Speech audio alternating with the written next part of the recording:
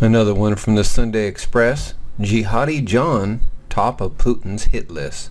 Russia makes hunting brutal ISIS killer a priority.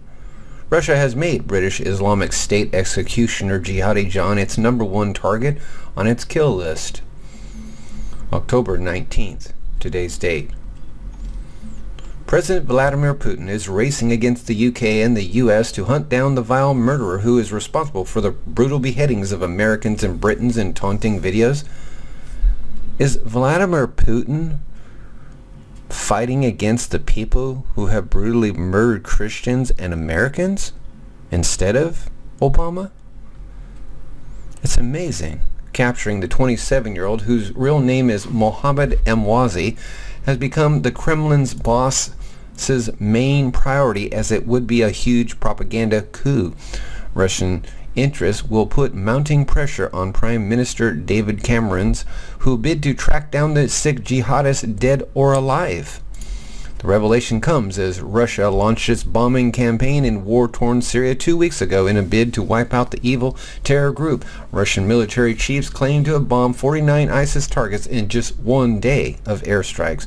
But the US and Britain have accused Mr. Putin of only looking to prop up Assad's regime and say the vast majority of strikes are actually hitting moderate rebels, including the Syrian Free Army. Bullpucky.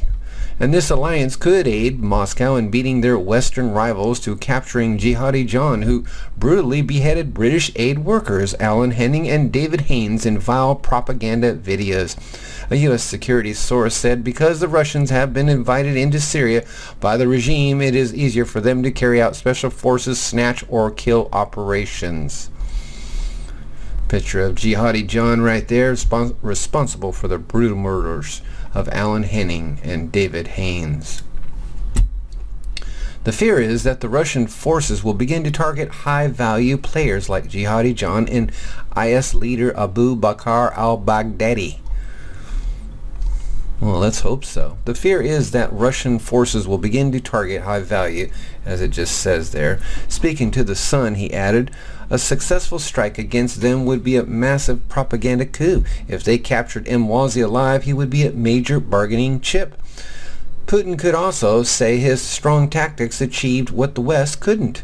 It would be a devastating blow to American prestige.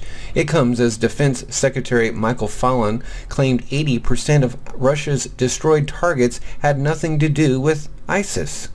He also lambasted the Russians for killing hundreds of civilians by dropping bombs indiscriminately in Syria and prolonging the conflict.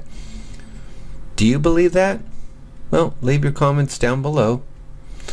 Meanwhile, quaking jihadis are said to be fleeing their posts as Russia's bombing crusade continues. A command point of the al-Qaeda affiliate Nusra Front was destroyed in the Idlib province in 33 sorties in 24 hours. Russian military chiefs claim to have bombed 49 targets, as it says again. Well, there you go.